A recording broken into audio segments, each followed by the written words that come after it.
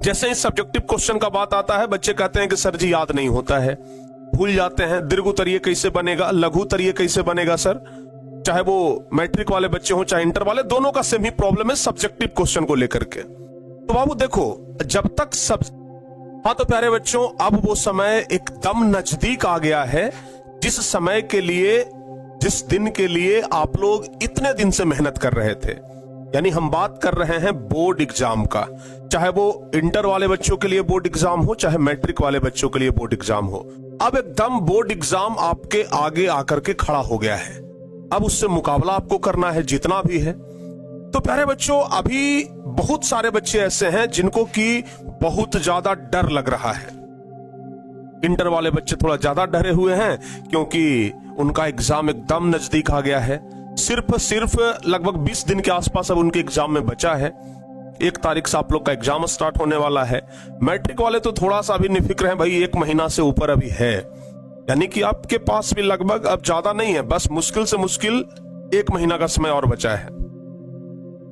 तो आपके अंदर जो डर है, उस डर को कैसे खत्म करें? उस डर को खत्म करने का कोई उपाय नहीं है। एक ही तरीका है, जब तक आपके अंदर ना, जब तक सेल्फ कॉन्फिडेंस नहीं आ जाएगा कि हाँ परीक्षा में हमारा हो जाएगा, बहुत अच्छे से हो जाएगा। जिस दिन ये सेल्फ कॉन्फिडेंस आपके अंदर आ गया ना कि हाँ हो जाएगा, परीक्षा में बहुत बढ़िया से लिखा जाएगा, उस दिन डर खत्म हो जाएगा। लेकिन ये सेल्फ कॉन्फिडेंस आएगा कैसे? सबसे बड़का तो दिक्कत यही है ना, जब इतने दिन में नहीं आया तो सर जी ये 20 दिन में कैसे आएगा? फिर हम लोगों का जो लक्ष्य है 450 नंबर से ऊपर का, हम लोगों का लक्ष्य है जो टॉपर बनने का, वो कैसे संभव हो पाएगा सर? तो बाबू आज हम आप लोगों को वही एग्जाम हॉल टिप्स बताने वाले हैं, ठीक है ना? कि भाई एग्जाम हॉल के अंदर अगर आप लोग जाकर के बैठ गए, अगर आप परीक्षा केंद्र में जाकर के बैठ गए, आपके सामने कॉपी आ गया, सवाल आ गया, फिर आप वो कौन सा हथकंडा अपनाएंगे जिससे कि कम तैयारी में भी आप बेहतर नंबर ला सकते हैं। लेकिन उसके लिए तैयारी अभी से आपको करना होगा। जो 20 दिन बचा है ना, इस 20 दिन में आपको एकदम वेल प्रिपेयर हो जाना होगा। क्योंकि हम जानते हैं कि बहुत सारे बच्चे अभी भी ऐसे हैं जिनको सब्जेक्टिव क्वेश्चन याद नहीं होता है। ऑब्जेक्टिव क्वेश्चन में तो भाई धुआं उड़ा दिए हैं, लेकिन सब्जेक्टिव क्वेश्चन में अभी भी मामला गड़बड़ है। और एकदम बात सच्चाई है। जैसे ही सब्जेक्टिव क्वेश्चन का बात आता है, बच्चे कहते हैं कि सर जी याद नहीं होता है, भूल जाते हैं। दीर्घ उत्तरीय कैसे बनेगा, लघु उत्तरीय कैसे बनेगा सर? चाहे वो मैट्रिक वाले बच्चे हो चाहे इंटर वाले, दोनों का सेम ही प्रॉब्लम है सब्जेक्टिव क्वेश्चन को लेकर के। तो बाबू देखो, जब तक सब्जेक्टिव क्वेश्चन क्लियर नहीं है, आप ये सपना छोड़ दीजिएगा। 450 प्लस अंक का जो सपना है ना, ये तभी पूरा हो पाएगा जब आपका सब्जेक्टिव क्वेश्चन कंप्लीट है। परीक्षा में जब आप परीक्षा हॉल के अंदर बैठते हैं, जब आपके सामने सवाल मिलता है ना, जब एक सब्जेक्टिव नहीं आता है ना, तो फिर दाहिने बाएं देखना शुरू करते हैं। तो फिर वहां पर हम क्या ऐसा ट्रिक अपना लें कि सब्जेक्टिव क्वेश्चन भी हमसे बन जाए? तो इसके लिए ना सबसे बेस्ट ट्रिक तो यही है कि जो आपके पास बचा हुआ समय है, यानी कि इंटर वालों के पास अप्रॉक्स 20 दिन का समय बचा है और मैट्रिक वालों के पास अप्रॉक्स 30 से 35 दिन का समय बचा है। इस समय में जो भी सब्जेक्टिव क्वेश्चन अगर आपको याद नहीं हो रहा है, जो भी सब्जेक्टिव आपसे अगर याद नहीं हो रहा है, तो हम आपको कहते हैं कि पूरे सब्जेक्टिव क्वेश्चन को याद करने की जरूरत नहीं है। आप अगर सोचेंगे कि पूरा का पूरा सब्जेक्टिव क्वेश्चन हम एकदम रट जाएं, तो कदापि ये संभव नहीं है। तो हम आपको एक ट्रिक बता रहे हैं कि जो सब्जेक्टिव क्वेश्चन आपको ज्यादा परेशान कर रहा है, और हमेशा यही होता है ना कि जो सब्जेक्टिव क्वेश्चन ज्यादा परेशान करता है परीक्षा में वही आ जाता है।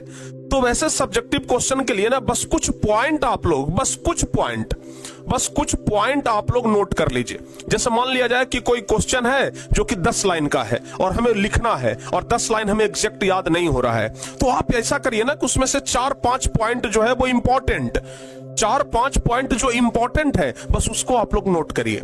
उसको आप लोग बस ध्यान में रखिए कि ये पॉइंट, ये पॉइंट, ये पॉइंट, ये पॉइंट और ये पॉइंट पर हमें लिखना है। अगर आप एक पॉइंट पर 1-1.5 लाइन भी लिख पा रहे हैं, आप अगर पॉइंट याद रखेंगे तो उस पर इतना तो क्षमता है ना कि आप 1-1.5 लाइन उस पर लिख लेंगे। तो अगर आप 4-5 पॉइंट याद रखते हैं तो आराम से आप 7-8 लाइन तो लिख लेंगे। भाई बन गया सब्जेक्टिव क्वेश्चन। तो जो क्वेश्चन आपको याद नहीं हो रहा है उसको अब रटने का प्रयास मत करिए। कुछ ऐसा ट्रिक, कुछ ऐसा हिंट जो कि आपको याद रहे, कुछ वैसा पॉइंट जो कि आपको याद रहे, बस याद रखिए भाई अगर ये क्वेश्चन आएगा तो ये पॉइंट पे हमको लिख देना है, ये क्वेश्चन आएगा तो ये पॉइंट पे अब लिख देना है, ठीक है ना। तो इस तरीके से अगर पॉइंट वाइज करके अगर अभी से आप लोग देखना शुरू कर रहे हैं तो चूंकि पॉइंट वाला चीज ज्यादा लंबे समय तक आपको याद नहीं रहेगा।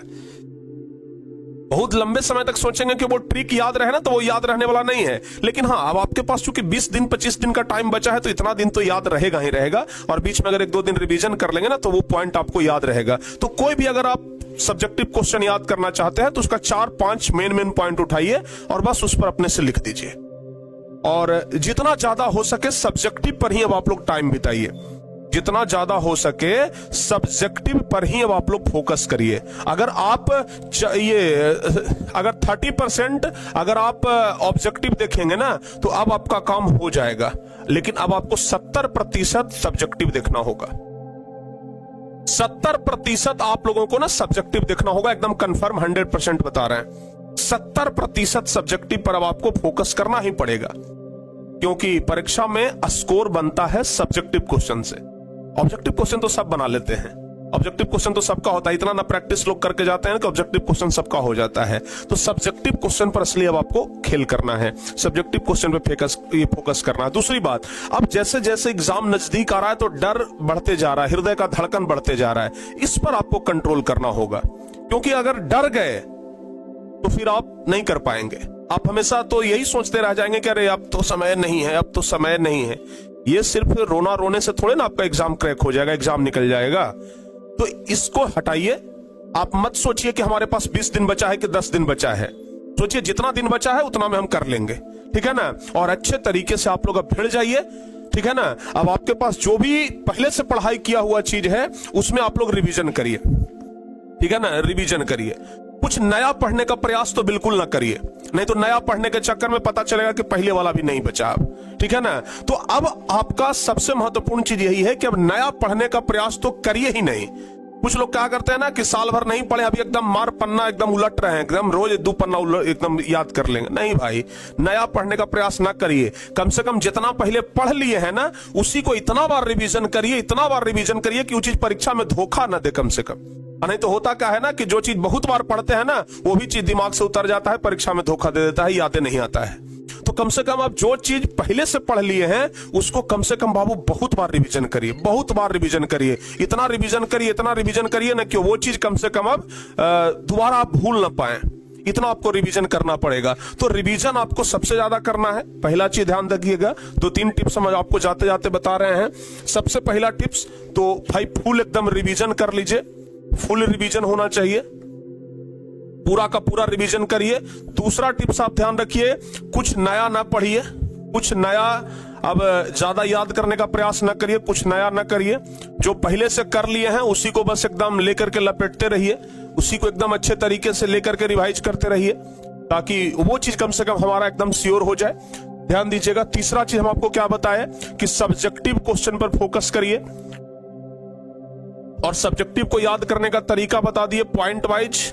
अगर याद ना हो रहा हो तो कुछ ऐसा ट्रिक, कुछ ऐसा पॉइंट चुन करके रखिए कि अगर ये क्वेश्चन आ गया तो ये 5 पॉइंट पे लिख देंगे। अरे परीक्षा में कॉपी जांच करने वाला क्या करेगा, कम से कम इतना तो देखेगा ना कि हाँ भाई इस क्वेश्चन में ये पॉइंट का तो चर्चा आया है और सचमुच में इस क्वेश्चन में ये सही है, पॉइंट तो आता ही है। तो आपको पॉइंट वाइज लिखने पर भी वो नंबर दे देगा। ना लिखने से तो बढ़िया ना है कि 5 नंबर का सवाल है, 3 नंबर आएगा, 4 नंबर आएगा, कम से कम नंबर तो कटेगा नहीं। तो आराम से लिखिए। उसके अलावा चौथा क्वेश्चन, ये चौथा नंबर पॉइंट, ऑब्जेक्टिव पर भी फोकस करिए लेकिन कम करिए। ऑब्जेक्टिव को थोड़ा सा कमाइए अब आप लोग, ठीक है ना। ऑब्जेक्टिव पर थोड़ा सा फोकस डाउन करिए, सब्जेक्टिव पे पूरा फोकस अभी दीजिए, क्योंकि स्कोर सब्जेक्टिव क्वेश्चन से ही आपको बनना है। इसके अलावा 5वां नंबर ध्यान दीजिएगा, 5वां नंबर, अब ज्यादा आप लोग इधर उधर भाग दौड़ ना करिए, ठीक है ना। घर पर आराम से सेल्फ स्टडी जितना ज्यादा हो सके करिए। सेल्फ स्टडी करिए, क्योंकि ये समय है ना, ये ऐसा समय है कि लोग अपना ऑफलाइन कोचिंग छोड़ देते हैं कि नहीं भाई अब हमको घर पे पढ़ना है, ठीक है ना। तो अब आपके पास जो समय है ना उसमें सेल्फ स्टडी करिए, जितना ज्यादा हो सके सेल्फ स्टडी करिए, ठीक है ना, क्योंकि अभी जो सेल्फ स्टडी करिएगा ना एकदम रामबाण की तरह आपको फायदा करेगा। तो अभी जितना ज्यादा हो सके और जितना जल्दी हो सके सेल्फ स्टडी में लग जाइए। अब इधर भाग के गए उधर भाग के गए, इससे कोई फायदा नहीं है। अच्छा, दूसरी बात, थोड़ा मोबाइल के डिस्टर्बेंस से बचिए, ठीक है ना। अब आपके पास जो समय बचा है ना उसमें डिस्टर्बेंस वाला चीज नहीं चाहिए, तो मोबाइल के डिस्टर्बेंस से बचिए। और जब आप एग्जाम हॉल में जाएंगे तो पूरा का पूरा कंसंट्रेशन होना चाहिए वहां पे, और आपको लगना चाहिए कि नहीं जो हम 15-20 दिन पहले पढ़े हैं ना वो सब हमको याद आ रहा है। क्योंकि साल भर पहले पढ़े हो सकता है कोई याद ना आए, लेकिन 15-20 दिन पहले पढ़े हैं वो चीज बात तो याद आएगा ना बाबू। तो अब जब एग्जाम हॉल में जाकर के बैठेंगे ना तो वो चीज आपको दिखेगा, वो चीज आपको याद आएगा।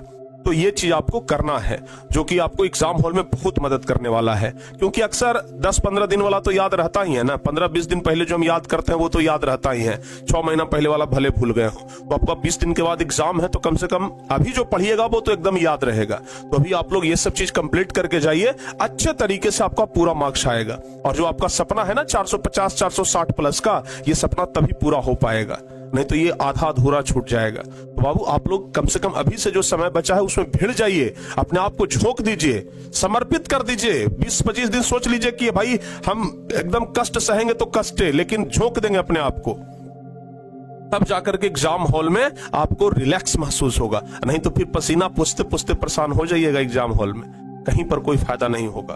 तो जो भी ट्रिक्स बताए हैं, जो भी तरीके का हम आपको हर एक चीज जो बताए हैं, इसको आज से फॉलो करना शुरू करिए, तभी काम आएगा, नहीं तो काम नहीं आएगा। और हाँ, डेली क्लासेस चलता है, प्रैक्टिस होता है, तो उस प्रैक्टिस क्लास में जुड़िए, कम से कम प्रैक्टिस आप लोग डेली करते रहिए, ठीक है ना। तो अगर ये सब चीज करते हैं तो एकदम सचमुच बात है कि आप अच्छे नंबर ला सकते हैं। तो उम्मीद है कि आप लोगों को ये वीडियो बहुत अच्छा लगा होगा, और अगर अच्छा लगा हो तो एक बढ़िया सा कमेंट करिएगा, और आगे आप लोगों को किस टॉपिक पे वीडियो चाहिए ये आप लोग नीचे कमेंट करके जरूर बता दीजिएगा। मिलते हैं किसी और वीडियो में, तब तक के लिए प्यारे बच्चों जय हिंद, धन्यवाद, और इस वीडियो को शेयर करना ना भूलिएगा। Thank you.